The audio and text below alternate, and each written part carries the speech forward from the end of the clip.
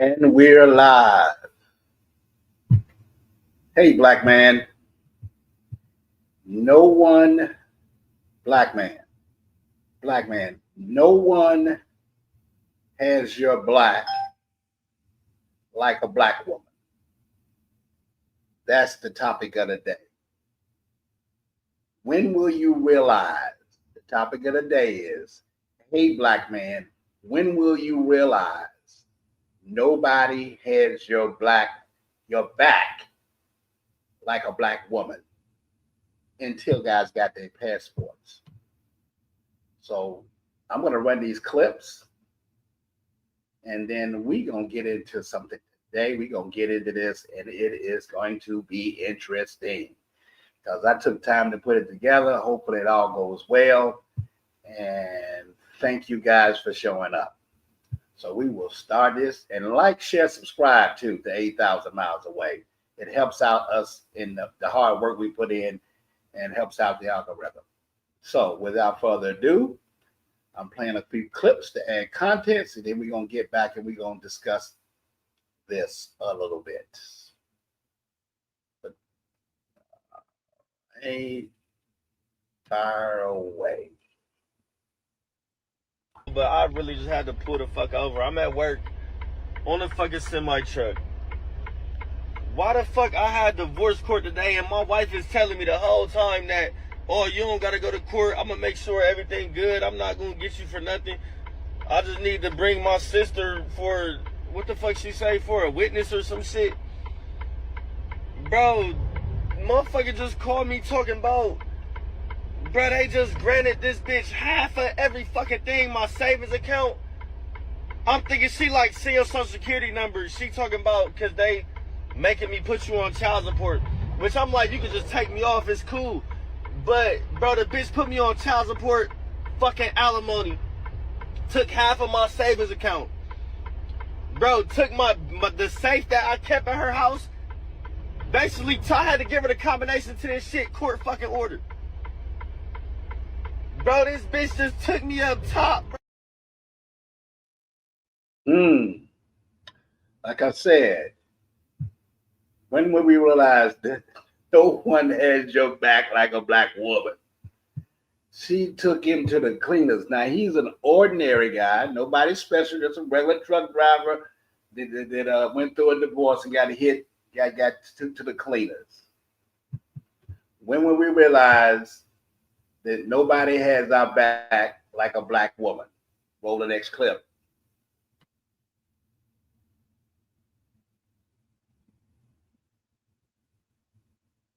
Lot if we really feeling you. It's the ones we don't like. We make them do it all. So you ain't like your husband?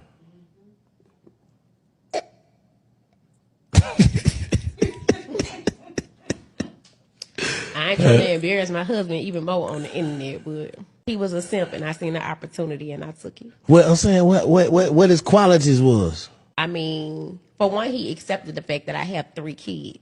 So you got 3 kids too? I have 3 children. And a nigga supposed to come with the bag? They supposed to come. And that's why you have to have a bag. Yeah. Like you got to take care of me and my kids. So, like you automatically get these responsibilities? Yes. Stop playing. I'm not playing.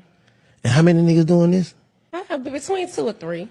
I'm saying, how many have you ran into in life? Okay, so let's say I run into 100 dudes. Probably about 4 of them. Yeah, they're about the odds. I fuck with that now. Probably about 4 of them. They're about the odds. All right. I ain't even gonna lie. Yeah, that's not. Yeah, no. So that kind of sound like you are delusional. You just catching. It's just a sucker born every day. Basically. Yeah, because you know what I'm saying. A nigga that's so you ain't never caught no nigga that's worth something doing that though. Am I kidding? I probably have one. See, the way this game work is, you have to get with a man who ain't used to dating bad. Damn. See? Now there's a honey. There's a chick with 2 kids. That's straight out here gaming guys. Straight out here gaming guys. Including a guy that she called her husband. She got him, called him a simp, and laughed and smirked about it, saying that he was stupid, basically. A simp. Sucker born every day. And like I say, when we realize nobody has your back like a black woman. Next clip is a little different because it's going to preface the end of what we'll talk about, and it's just kind of bringing things circle. So I'll roll that clip because this is where we're going. This is, I mean, in the end, because it all makes sense. Roll the clip. And y'all men kill me getting on here talking about how you gonna go overseas and get you a foreigner or X, Y, and Z. Baby, please go ahead, book your flight today. Go there and do not come back. Us the women don't care. We don't care. Y'all think because you go get another woman that the problem gonna be resolved. The problem still gonna be within you because the problem is internally you. Y'all talking about women ain't got good character, women ain't got good values, women ain't got good morals. Y'all possess none of them. You're self-centered. You're inconsiderate. You don't know what it is to show up for somebody else and actually dish out unconditional love. Y'all don't know how to do that. Y'all don't know what it's like to just actually love a woman and possess the woman without trying to deteriorate a woman, without trying to control a woman. We're not property. We're here to better you. We're here to help you reach your full potential. And vice versa. But a lot of y'all men fail to realize that, and y'all treat women like the bottom of your fucking shoe. And we are more than that. More than the bottom shoe? Yes, you are, honey. All of you are quality. You're all good women. And like I said, when we realize nobody has your back better than a black woman. Like a lot of guys are deciding to go overseas. And she's saying, go ahead, take your ass on. We don't need you anyway. And like in that first clip, he was just an ordinary guy. The first two clips are just ordinary guys. These are guys that are not rich, don't have a lot of money, just have enough, just out here making it every day. Truck drivers, plumbers, IT guys, call center men, agents, nurses, just normal people that work every day. Bankers every day that go through this with some women. I ain't gonna say all, but I'm gonna say it's a lot. So, and it's not just guys that are ordinary with, because the more money you got, the worse it gets. In these next two clips that I'm gonna play, and shout out to O'Shea Du Jackson, because I'm gonna kind of like stitch him on this one here because it's all a part of, he did an excellent job on these two videos.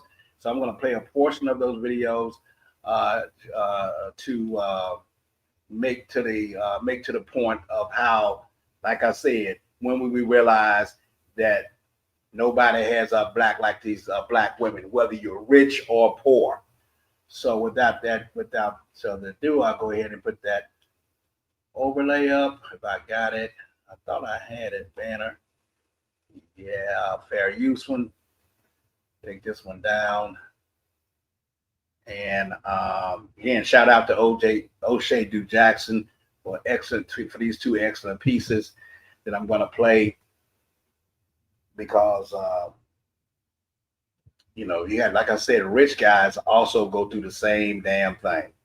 So without further ado, I'm going to screen share. Gonna review this one. Okay, I'm gonna start with the Antoine Daniels. Wait, before we do that, there's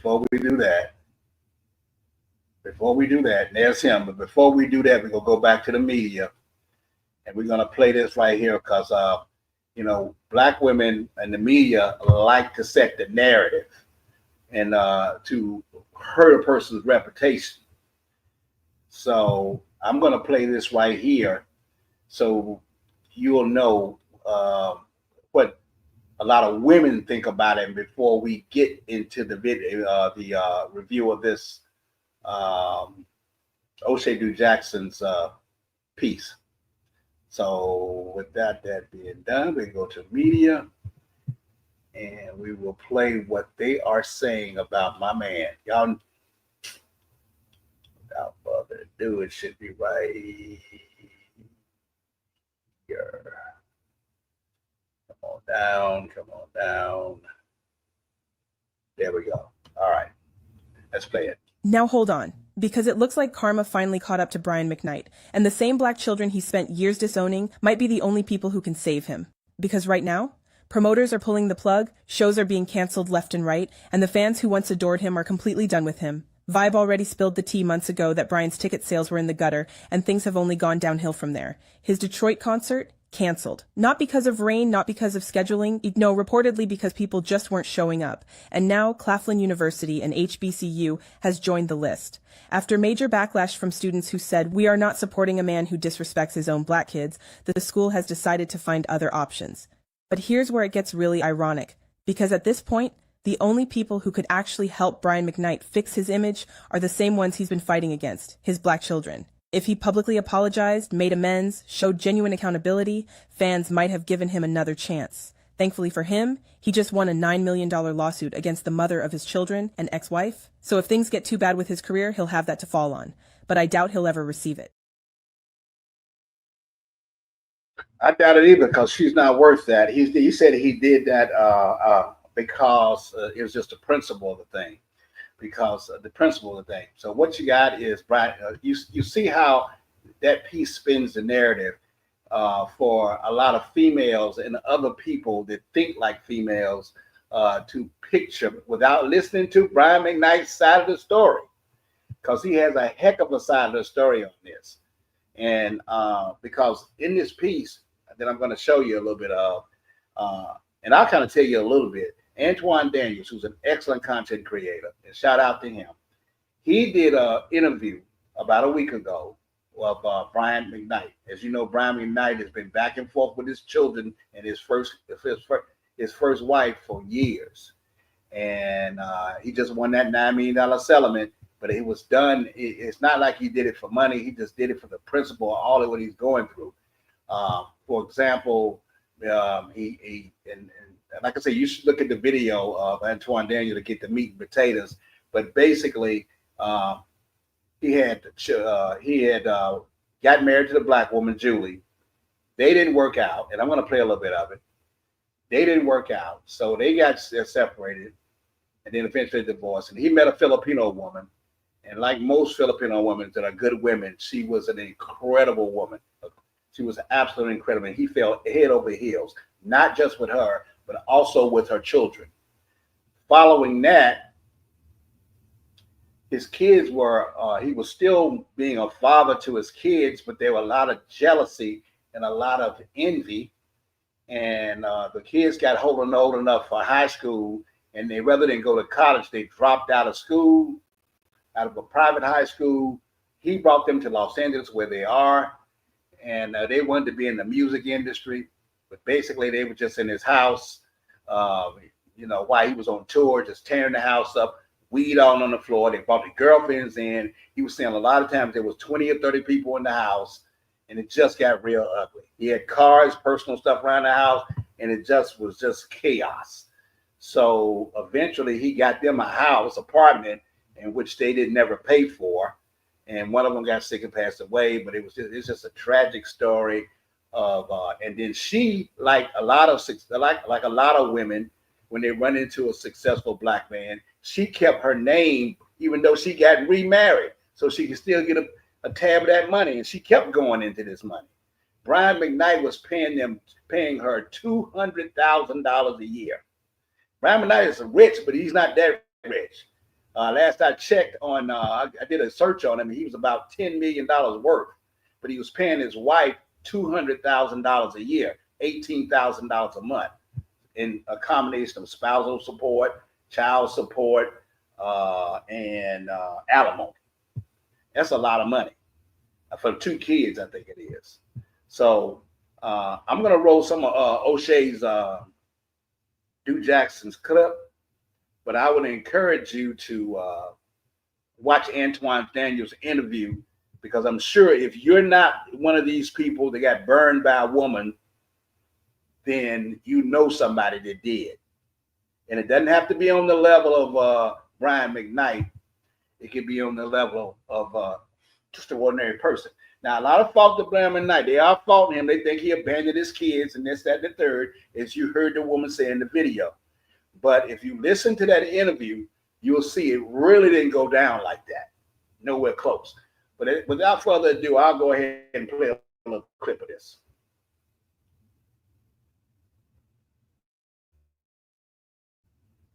I mean, listen, the whole black community was excited. At this time, you know, an up-and-coming R&B star who was married to a black woman, it was great. The issue is,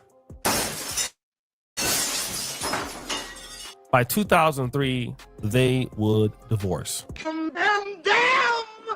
In 2017, he would meet Leilani Mendoza, a Filipino lady that he would fall head over heels in love with, but he had met her in 2012.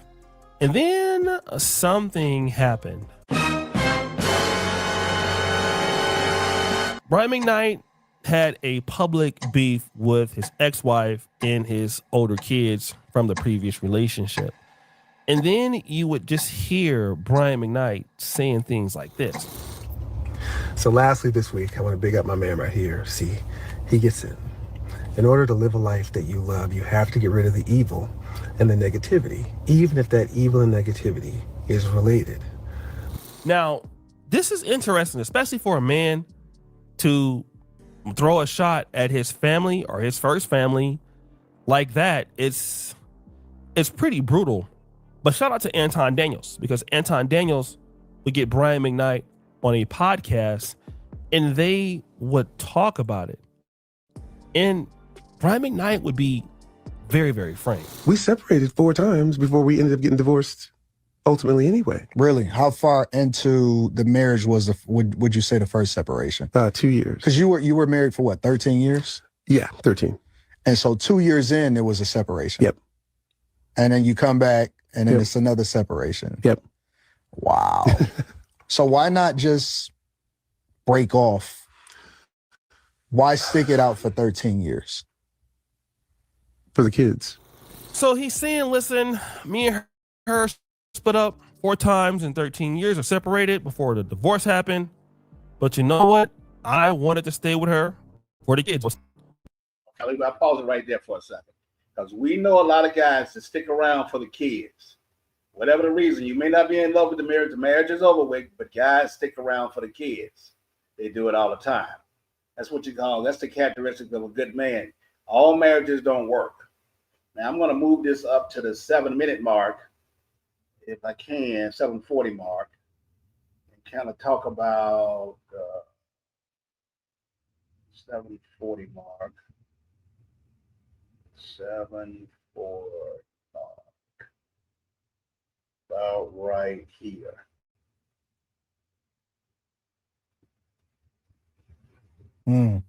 While y'all get yourselves together. You are now 25 and 22. Okay, let me back that up just a little bit. The weed smoke and all that. But I told him, listen, here's an apartment. It's brand new. I'm going to pay for it for a year while y'all get yourselves together. You are now 25 and 22. 25 or 24 and 21. So you were still trying to help them to become the men that they were supposed to be. Right. Even though they were fully grown adults. Fully grown adults. 24 and 21. Here's your place. Now all your friends come up there. Be creative. You have all these people staying with you. Have them pay some rent. $100 here, whatever, whatever you have to do while you guys can get your. Like I said, he had an apartment and they had the girlfriends living there. These 2 boys had their girlfriend, because they had already dropped out of school basically and came to go live with Brian McKnight. They left their mother in North Carolina and came to Brian McKnight's house in California while he's going on tours all around the world. They're basically in the house, smoking weed, girlfriends in the house, and just doing nothing, just spending his money, just being trifling basically. But anyway, I'll run the clip. Music off the ground. They had produced a record at my house. It was out. It was doing well.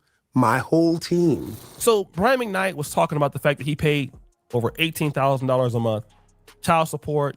He was paying for his older kids' apartments. They refused to go to college. He was taking them all around the world, you know, trying to get them into singing, trying to get them into the industry, but they were not doing any real work, staying in the industry. And so his son, his oldest son, Brian McKnight Jr., happened to get, you know, some lady pregnant. All right. And then happened to be that Brian McKnight, they have the same name. And the real turning point for Brian McKnight was that as Brian McKnight was either coming into the country or somewhere, he got arrested. So he was arrested. And so once he got arrested, that was the turning point. And Brian McKnight Jr. had this chick that was on welfare. He had accrued all of this, I don't know, like spousal support or whatever. You're going to get to pay welfare back, right? It was accruing interest. And so Brian McKnight Jr. felt that his father should pay for this because he was Brian McKnight. So at this point, Brian McKnight felt that he was just being used. He had done everything he could. The mother, also his wife, Brian McKnight's first wife, Julie McKnight, became, hard to deal with. Now, she did ended up getting remarried. And guess what? She kept her same last name from the Brian McKnight marriage. Woo! And so this man just became burnt out. He went to a new family, a new woman, in which he felt that he was actually appreciated. Again, after listening to the Anton interview, and again, Anton Daniels did a really, really excellent job of moderating this interview.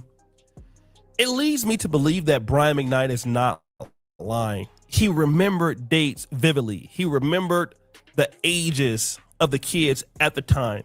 He's not stuttering. Pause that, and I'm gonna go to the 12:20 mark. The reason why I'm playing this is because I want you to see sort of Brian McKnight's side of the story. That a lot of men go through this when they separate from their wives. And he went and met a woman that he really in love with, who had a multiple cultured family. Because in the story, in the interview, he says that those kids, those stepkids of his, were very well mannered, extremely mannered, just like Virginia's kids are well mannered. Even though they're grown, but they're super mannered. Even the grandkids, all are mannered. They're disciplined and mannered. And it was just an easier life, more peaceful life for him. Whereas his first marriage had kids were chaotic and this, that, and the third, and so forth and so on. But I'll go to that 12 mark here. For one reason I had to pick to go to the 12 mark, the 12, 20, 32 mark, or whatever. Was it 12, 20, or was that the end of it? I might have been the end of it. Right. But it happens, right? And so the father is going to be putting in his time and effort in his new family. And this is the other side of situations that some black men can actually agree with. It's happened. You have some black men who, have been taken away from their families. You have some kids who have been turned against these fathers for whatever reason. And then the fathers give up. And then it's a damn if you do, damn if you don't. You try to stay with the kids. They don't appreciate you. It seems like only women really get appreciated. Then when you say, all right, kids, well, I'm going my own way. Then they get mad because you're not there for them. And again, unappreciated fathers, this happens when they go to new relationships and they find a family that really loves them. These guys give their all. And the elephant in the room is this lady is Asian, right? How can you do all of this for an Asian woman, but you can't do this for a black woman? Okay, how can you do this for a single mom and turn your back on the kids? If his story is correct, and I think that it is correct from what I'm hearing, a lot of times kids turn their backs on parents. Woo! And you know what? I realize that it's always the parents that need to be, having the ownership of the relationship. Sometimes the kids, adult kids, make mistakes and don't appreciate what they have because they've been spoiled, because they grew up rich. A lot of people have given their left arm to be the son or daughter of Brian McKnight, a father willing to pay for you to go to college. You didn't want to do that. You know, you didn't want to follow in the footsteps. You didn't want to do that. So what is a man supposed to do? Just sit there and be taken advantage of? And I see that a lot of times, especially if you a man that got money. And since I've been on my little YouTube thing for a decade, I can tell you people will live off you as long. I'll stop it right there. I think y'all get the gist of this particular video here. Now I got another one, because the point I'm trying to make is that I don't really think Brad McKnight really did anything that was bad. I think mainly that the marriage didn't work out. He paid the woman an awful lot of money, and they took care of the kids the best way he knew how. And he's getting canceled in the media and assassinated by women. Because at the end of the day, like I said earlier, when will we realize that nobody, black men, when will we realize that nobody has our back but black women? Didn't work out. She wasn't on this corner. It is what it is. Now, the second one that I'm going to interview, and I'll take this one down, and I encourage you guys to go watch the interview between Antoine Daniels, excellent content creator, and Brian McKnight, so you can really see the whole story. It's about an hour and 30 minutes, and it's going to hit home with a lot of people who watch it. Now, number two reason why, example of why, hey, black men, when will you realize that nobody has your back like a black woman? Let's roll this clip. Sense of entitlement is wide open, brother. I'm going to play it right here. All right, again, shout out to O'Shea Dude Jackson again. This is a shorter clip, but as you know, you're familiar with this person here. Fair use, fair use. This is our favorite Stephen Curry and his wife, Alicia. Yes, I had to do it because it just seems like she's consistently saying things and showing a form of non-appreciation. So with that being said, I'm going to play a little bit of the video. The relationship between Ayesha Curry and Steph Curry is definitely polarizing, but it wasn't always like that. At first, Ayesha Curry was the kind of pick-me wife, staying at home, never wearing revealing clothes, and doing whatever she could to show Steph some respect. But ultimately, that did change. And it changed dramatically. We started to see Ayesha Curry go from being a big-time supporter of Steph to resenting him in real time. And statements like this were red flags. Something that really bothers me and like honestly has given me a sense of a little bit of an insecurity is the fact that, yeah, like there are all these women like throwing themselves, but me, like the past 10 years, like I don't have any of that. Like I have zero, this sounds weird, but like male attention. So here you have a woman complaining that she doesn't get attention from other men, but she wants it. And then Kevin Samuels had to get on her. She married a guy that she thinks she's better than. And honestly, she's jealous of him. She's jealous because I'm sitting at home, pumped out 3 kids, and he's on TV every day. He's getting all the fame. He's getting all the red carpet treatment. He's getting all this. And only time she gets attention is attention that he deflects to her. We wouldn't know about Ayesha Curry if it wasn't for Steph. He tries to put her in the spotlight. He tries to put her in front and center. And guess what? If she had what it takes, she'd already be there. And that's what's not being told. Woo! I would definitely stop it right there, because I'm not here to drag the two people that I think I admire a lot in the public. Steph is one of my favorite individuals in the world. He's from Charlotte, North Carolina. And Alicia, I respect them. They're sort of a power couple.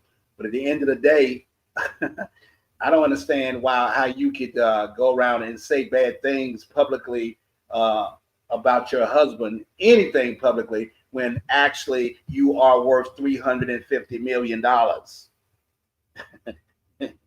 I don't think you would have amassed nowhere close to that by yourself, and you should be a lot more damn humble. You could have picked somebody else easily, and the man's loyal. So once again, I make the point. Hey, black man, when will you realize nobody really has your back like black women? So, and nobody has your back but like black women. And all we can hear is them tell us stuff like this right here. Roll the clip. All the black men who date women outside of their race, white women, Latino women, Asian women, Hispanic women, Indian women, all of the women's. Okay? I'm telling you something, and I hope I speak on behalf of all black women when I say this, okay? This might be the nicest thing a black woman has ever said to you, so I want you to listen up. Open your ears, okay, brother? Do you hear me, Jamal? Marcus, are you listening? Terrence, I need you to the front. Somebody go get Kevin. Please go get him. All right? You're free to go. You're free. You're released from the shackles of the melanin. You are welcome to go. No. Solomon.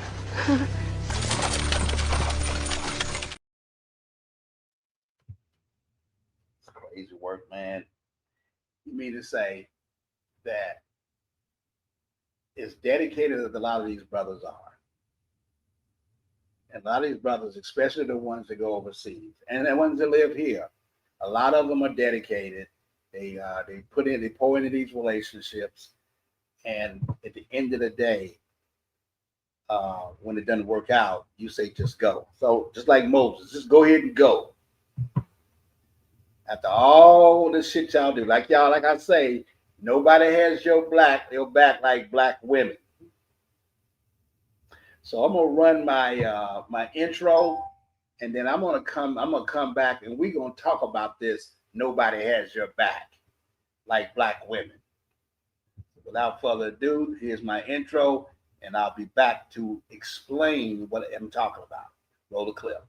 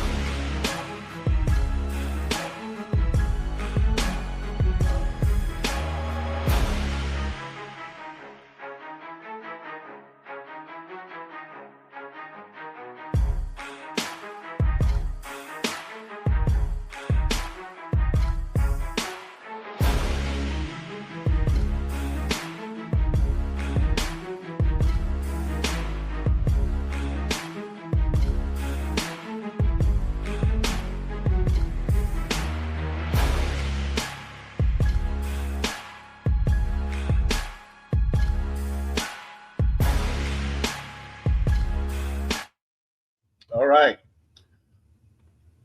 I'm back with you. Thank you for staying with us. Thank you for being a part of 8,000 Miles Away. Like, share, subscribe to 8,000 Miles Away. And hit us with a comment. We love your comments like you always do.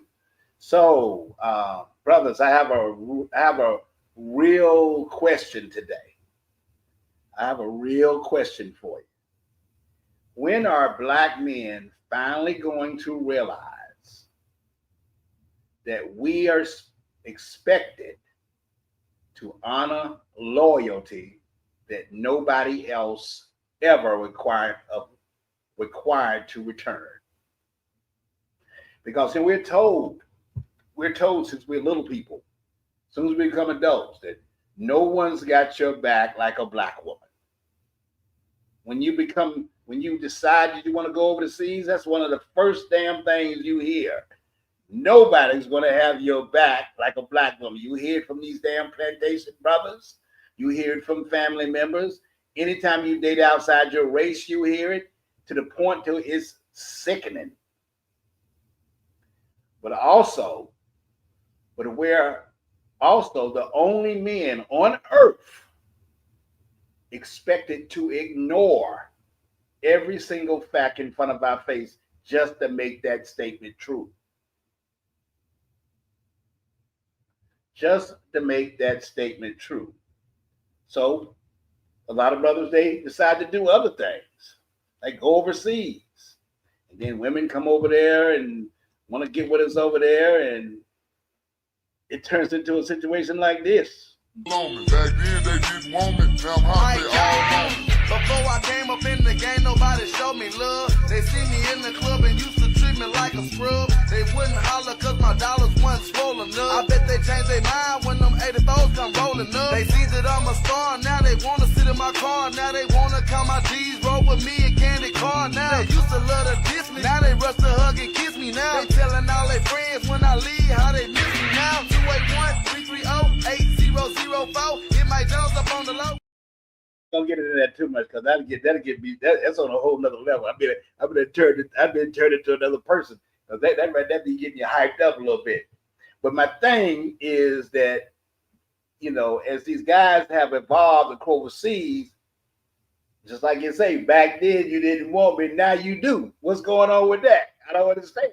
You're on the flip mode. So that's what the deal is, and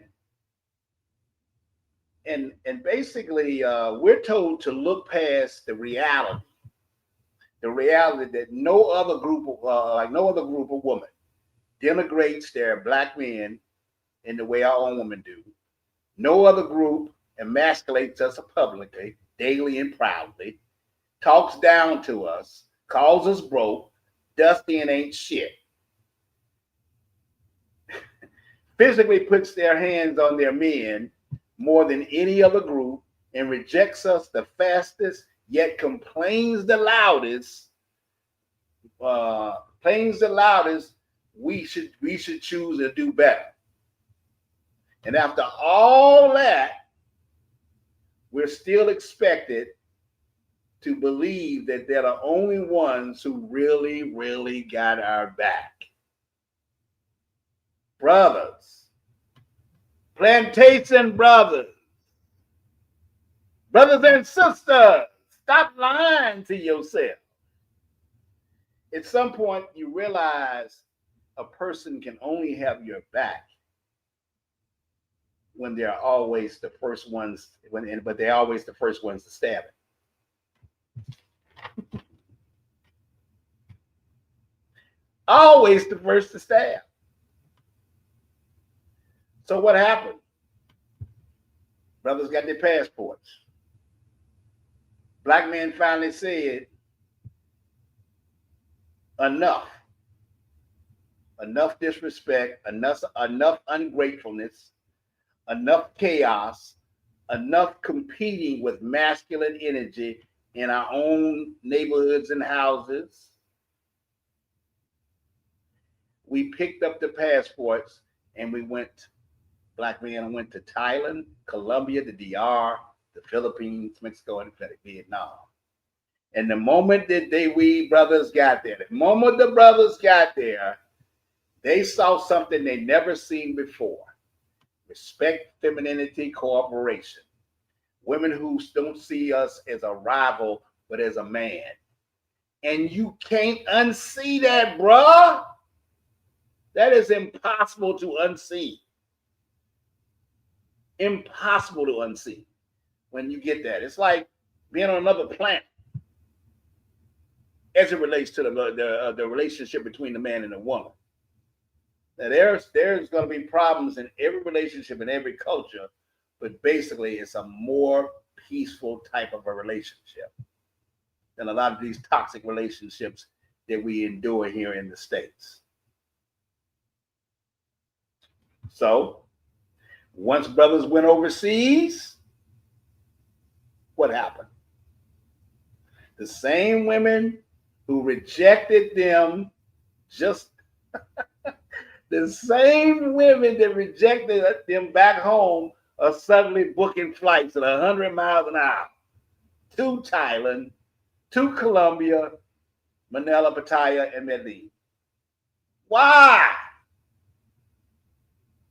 Roll the clip.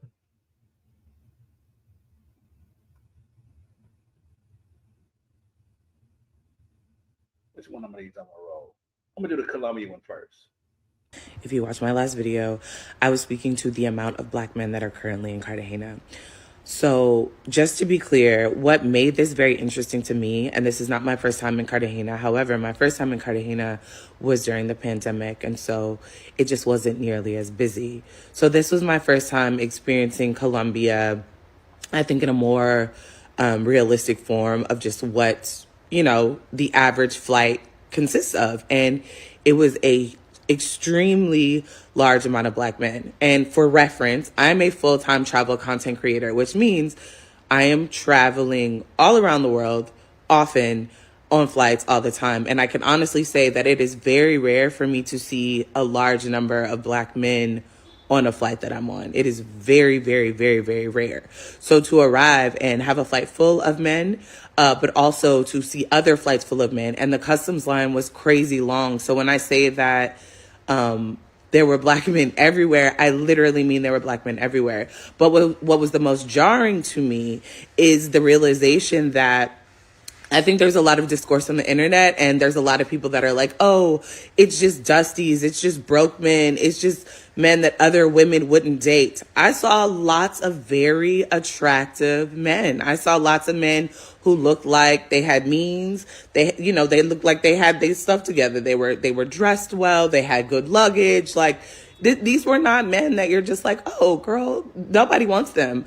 And so for me, the video really just came from the actual shock of, oh, y'all really be outside with it. Y'all are really coming to Colombia, and this is the type of time that you're on. And I say that because I didn't just see men like, okay, cool, like you're going to Colombia with your homeboys. What was the most shocking to me as I was waiting for my Uber, there were women in club dresses picking up men, and the time was very much like, oh, you've been here before, but it's your homeboy's first time, and she brought somebody for him. And that had me like, oh, okay. And, I see that there's a lot of commentary about what black women look like, or people's shapes and sizes. And yes, like some of the Colombian women that I've seen are beautiful, and some of them are mid and some of them are not. And I think women all over the world look different ways and have different body types. And so it's super fascinating to me, the energy that is just rooted in, oh, well, the reason why black men are going to Colombia is because black women are not desirable. That's wild and egregious. Ain't nobody got time for that. But also too, I will say, as a woman who's been in Colombia, I also feel like the energy of men here is just predatory. I was at dinner last night, and a table full of men came up to myself and the two girls that I was having dinner with, and the energy was very much like, what's up with it? Come through. We leave it at that right there. She's kind of long-winded, but hey, it sounds like, first of all, my thing with that is that why is she? I mean, I don't know her reason. She says she just travels, but she sounds like she all up in the business of somebody else, all up in who got what and who's doing what. Go there for your own mission. She damn near looks like a spy to me. The way she's like a damn spy. She all up in there reporting back to the sisterhood back home about this, that, and the third. And again, shaming brothers in the end, calling them predators. That's what she's doing. She's just cleaning it up at the end, but basically calling them predators. And shout out to you too, DJ. Let me read this because you're right. She sound like a damn lady boy. I heard what you said. She sounds like a damn lady boy. But at the same time, she's talking that bullshit, man. Shame and guilt and trying to report back the bullshit. So DJ says, I thought I've been free since the 90s. I was dealing with ex-raderettes. I say to her, you're going to change your last name to mine. She said, call me Italia. All right, he has another comment. I'll see. Next comment, he says, my Kano woman was off the hook. She could turn a dime into a dollar. You damn right about that, man. I'm already experiencing that. 3 kids later, we winning. You winning, bro. You win. Okay, stop that shit right there. Just not telling me you winning. I got to give you something right. I wouldn't go do any shout outs, individual shout outs, because you're the only one in the chat right now anyway. But when you say you winning, I got to give you a little love, baby. I got to give you a little love, my brother. I got to give you a little love. So let's see what we got here. Here we go. We're going to give you I had a new one. I don't know if it's still in here. Do I have that new one in here? I don't think I have it. Do I have it? I don't have it. I don't have it. Did I take it down? I don't see why I would take it down, though. Let's see. I'm going to hit you. I don't know, bro. I'm just going to hit you with the... I'm going to hit you with the I'm going to give you the pancakes.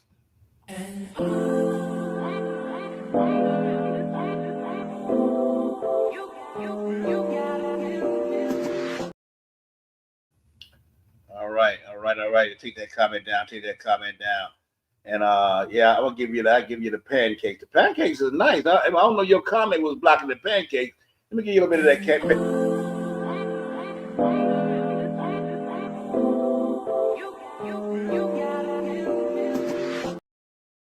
Yeah, they go to pancakes right there. That's good for you. But shout out to you, brother. Shout out to you. You got me off track on what I was talking about. But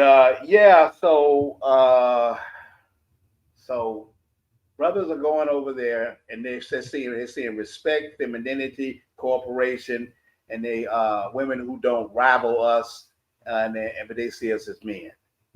And but then, like I say, here they come over there, going to all the spots that we go to, and following this men right over there. And but they're expecting the same attention, the same priority, the same energy, and the same pedestal they demand in the United States. Here's an example of all that. Roll the clip. I got 2 of them. And this one just came out. Look at this chick here. This woman here is a very pretty black woman, for the most part. She's beautiful, but she's slightly entitled because she expects somebody to walk loops around her and treat her like as if, she thinks that we're going to be stepping to her because we over there. Niggas ain't stepping into those sisters over there. They've already made their decision to find something different. So when you come over there, don't expect brothers to step to you. I don't give a damn how fine you think you are.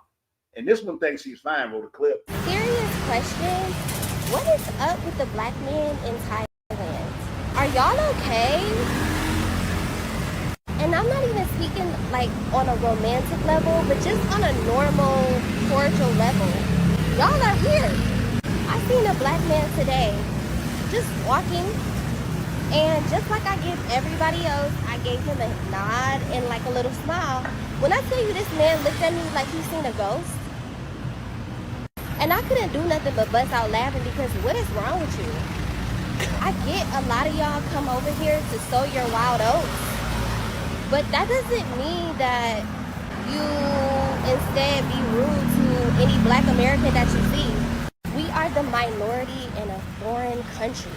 So yes, when I see another black person, I'm expecting for there to be some type of mutual respect between us. Am I saying that we gotta hug and hold hands and go on a date? No, but you should be normal and respectful instead of acting like you don't see me. Literally everybody stick together except black people. When I tell you they did a number on us, whew, I genuinely don't understand. And if somebody want to hop in the comments and be respectful and tell me why the vibes are what the vibes are, I'm happy to listen. Two points I just want to make on that right here. Number one, if I'm in battalion, if I'm ever there, I'm definitely going to speak to him because that's just the nature of me being a courteous guy. I'm going to say, hey, I'm not that kind of ninja. I'm not an asshole. Now, I can't say what other brothers are going to do. Number two, she said that it's cordial to speak, but women like you, young lady, when you're in the United States and we're at supermarkets, we're at the bank, we're at the restaurant, and we speak to you, don't you look at us like we're fucking ghosts? Just call me Casper. Because ain't that what y'all do? Don't y'all turn y'all fucking nose up when somebody try to holler at y'all at the club? But yet when you get over there, you expect us to do the same thing. That's a fucking double standard, man. That's a fucking double standard. Another point she tried to make is that she thinks that black people are not united. To the best of my knowledge, there are groups in the Philippines and in Thailand of black people who are coming together and spending time together and having a bonding type of community. There are blacks that's coming together in Thailand in groups. They do stick together, and they damn sure stick together in the Philippines because there's people there. There are guys there's a place in Angeles where guys get together. Sunshine Shoulders has meet and greets all the time. Richie Abroad has meet and greets, and it's just more and more that happening. So that's cap, and in Thailand, you know the brothers are sticking together. Zoom got them rolling, if not just him, and he ain't the only one. There's a lot of young cats doing the same thing. What world is he living in? What Thailand she in? She got the game all fucked up. She just hating. We're not obligated to speak to you just like you ain't obligated to speak to her. Like I said, I would speak, but you know, a lot of brothers say we ain't checking for your ass. We don't give a shit. You had your chance. So they ain't over there hollering about you. Next clip.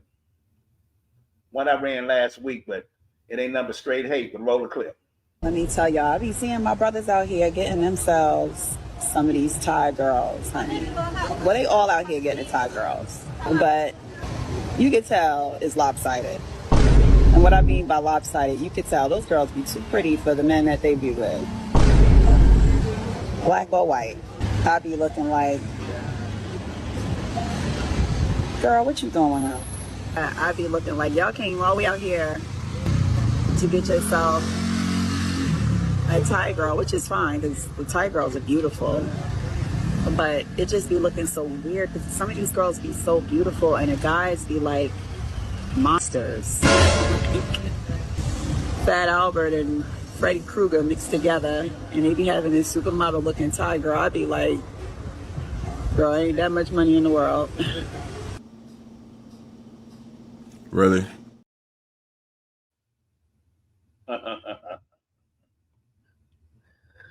I'm gonna give her a loud blue. I'm gonna try this right here. Let me see if I can find it.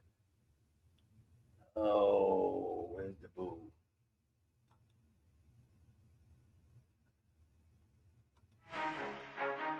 Oh, no. That's something. Don't worry about it. I'm trying something there. But yeah, that's a trip. She expects somebody.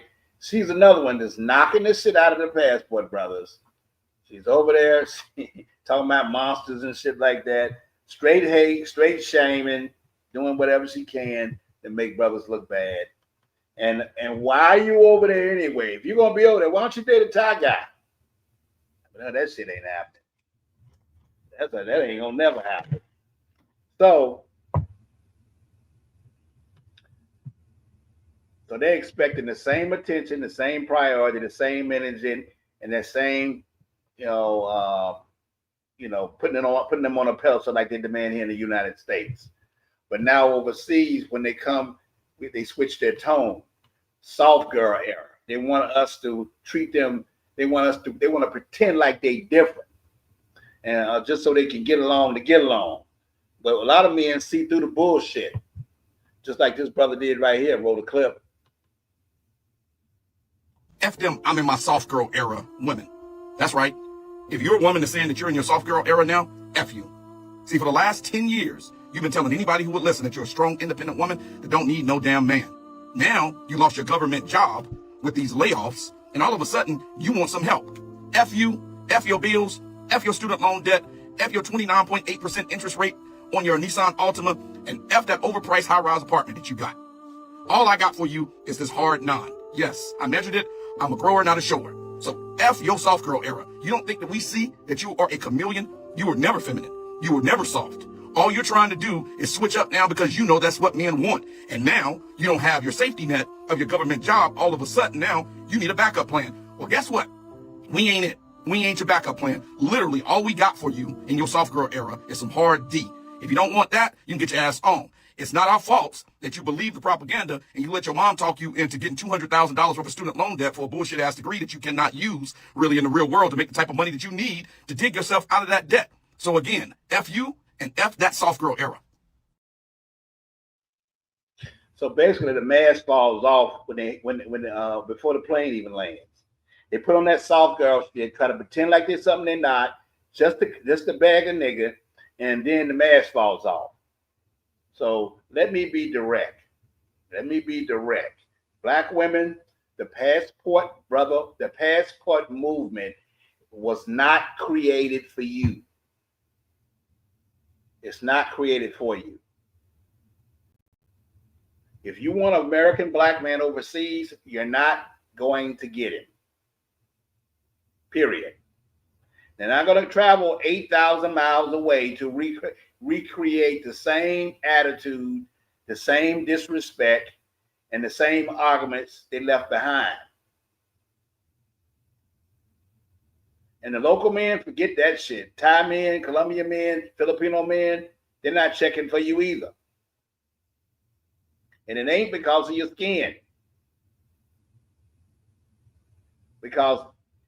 But because of your cultural attitude doesn't match their traditional values. They want the same damn thing the brothers want. That's why the brothers are over there. That's why we over there. They want softness, respect, peace, teamwork, and family mindset. Something that you have a trouble giving. No entitlement, no attitude, no masculine energy. Not that take me as I am shit with a bunch of kids. Not that I need to run the relationship. None of that. And definitely not, they can't afford that we won't tolerate the inflated lifestyles many of you American women have demand. So because your lifestyles are just out of control. So understand this. The gig is up. The spell is broken. The shame taxes don't work anymore.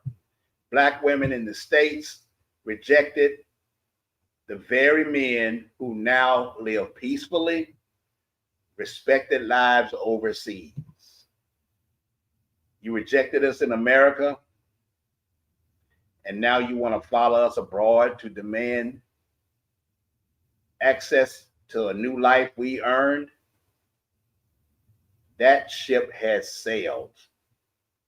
It's halfway across the Pacific now, baby. So brothers, black men, travel, explore, and expand, and never apologize for choosing peace. And to you ladies, to you sisters, if you truly want a good man, You don't need to be chasing him in Thailand. You need to fix the attitude you left back in America.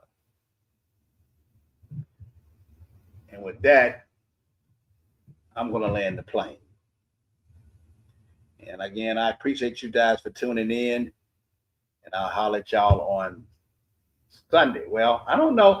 Thursday is generally when we do the live stream, but that's Thanksgiving here in America. So I'm not sure if I'll do one on Thursday. I'll try to do one on Thursday. Maybe I'll do one live from my brother's house or something like that, if I can, or somewhere thereabout. But you guys, for the people that are in America, happy Thanksgiving to you. For the people that are in the Philippines and Thailand, happy Thanksgiving to you too as well. Because I know y'all celebrate to some degree over there. But anyway, peace out. We'll holler at you later, and we'll see you on Thursday. Take care.